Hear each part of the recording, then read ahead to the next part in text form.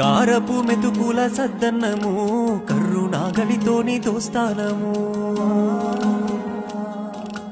ఊరి గుడిసే ఇంటి స్థావరము ఓపిక గల్లది నీ జన్మము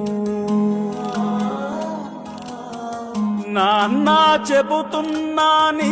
కథగానము కల్లార చూసిన నువ్వు పడ్డట్టి కష్టము కష్టాల కావడి చిన్నప్పుడెత్తుకున్నవు కన్నీటి నీళ్ళలో ఇప్పటికి ఆడుతున్నవు నీ రుణం ఎలా తీర్చుకుందుమే నాన్న